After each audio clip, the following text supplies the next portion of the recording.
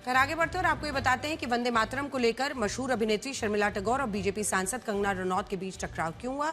भारत आखिर इस मुद्दे पर दूसरे देशों से क्या सीख सकता है। दुनिया में कई देश ऐसे हैं जहां राष्ट्रगान या राष्ट्रगीत को लेकर इसी तरह के विवाद हुए और ये विवाद इन देशों में धार्मिक टकराव का कारण भी बने।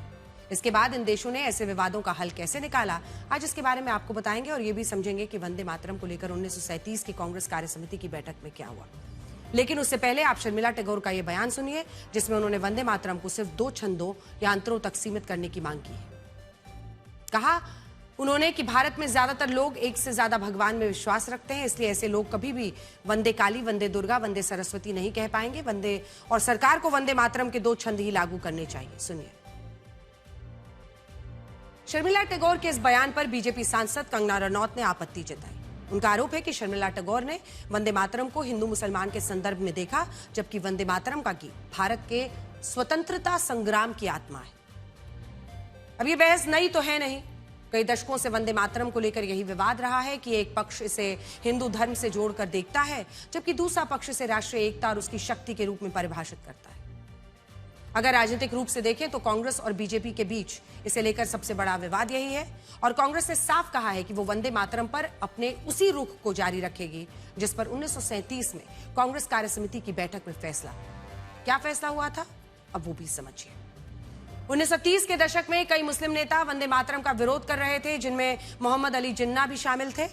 उनका कहना यह था कि वंदे मातरम में करोड़ों भुजाओं और हथियार उठाने की शक्ति का चित्रण है। इसमें हिंदू देवी दुर्गा, लक्ष्मी और सरस्वती जी का भी जिक्र आता है, जो मुस्लिम्स के लिए मान्य नहीं हो सकता।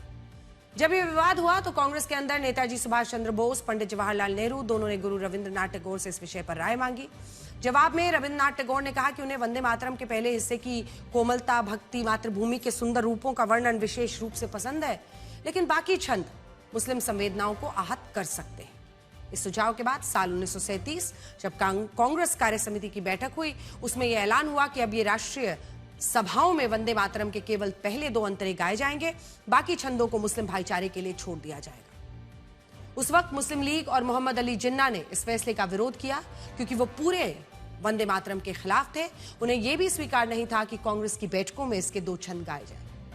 बाद में यही व्यवस्था चलती रही, लेकिन इसी साल वंदे मातरम के 150 साल पूरे होने पर केंद्र सरकार ने इसके सभी 6 छंद जो हैं वो अपनाने का फैसला किया। इसे लेकर एक कानून बनाया जिसके तहत वंदे मातरम का अपमान करने पर अधिकतम 3 साल जेल की सजा हो सकती है। अब ये तो पूरा विवाद हुआ, लेकिन आज हम सिर्फ इस विवाद की बात करने नहीं आए हैं। आज हम आपको ये भी बताना चाहते हैं कि दूसरे देशों में जब इसी तरह की चीजें हुई तो उन्होंने कोई रास्ता निकाला क्या। सबसे पहले बांग्लादेश का राष्ट्रगान आमार सोनार बांग्ला गुरु रविंद्रनाथ टैगोर ने साल 1905 में लिखा। ये वही साल था जब अंग्रेज संयुक्त बंगाल का विभाजन करना चाहते थे। उन्होंने इसके विरोध में आमार सोनार बांग्ला की ये रचना लिखी थी।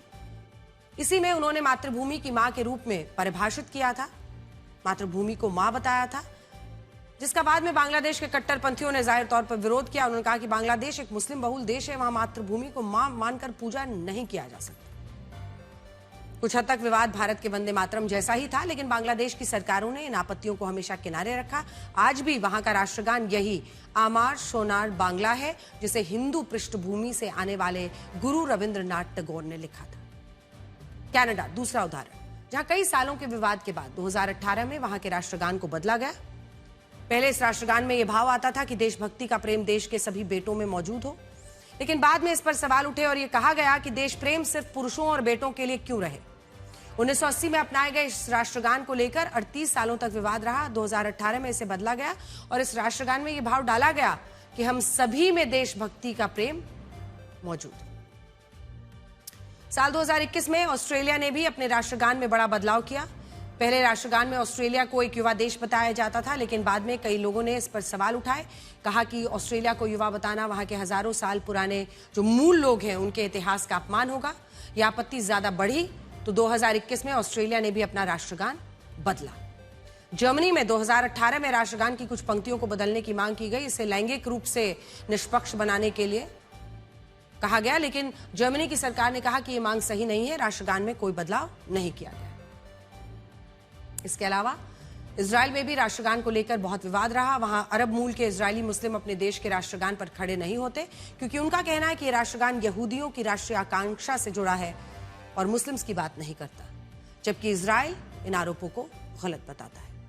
इजराइल कहता है कि उसका राष्ट्रगान पूरे देश के लिए समर्पित है और यही कारण है कि कई विवाद के बावजूद इजराइल ने अपना जो राष्ट्रगान है उसे कभी नहीं बदला और इसके अपमान के खिलाफ कड़े कानून बनाए गए। यहां बात सिर्फ इन कुछ देशों की नहीं है, जापान में भी राष्ट्रगान का काफी विरोध होता है क्योंकि कुछ लोग इसे उस दौर का प्रतीक मानते हैं जब जापान सैन्यवाद और साम्राज्यवाद के रास्ते पर चल रहा था। जब जापान की सरकार ने अपने स्कूलों में राष्ट्रगान गाना अनिवार्य किया तो कई शिक्षकों ने इसका विरोध किया और उनके खिलाफ कानूनी कार्रवाई हुई, लेकिन जापान ने अपना राष्ट्रगान कभी नहीं बदला और लोगों का असली भाव जो है इसका वो समझाने की कोशिश की। संक्षेप में कहें तो ऐसे विवाद कई देशों में हुए, लेकिन ज्यादातर देशों ने धार्मिक आधार पर अपने राष्ट्रगान या राष्ट्रगीतों को संशोधित नहीं किया, अपने लोगों को इसका सही मतलब समझाने की कोशिश की।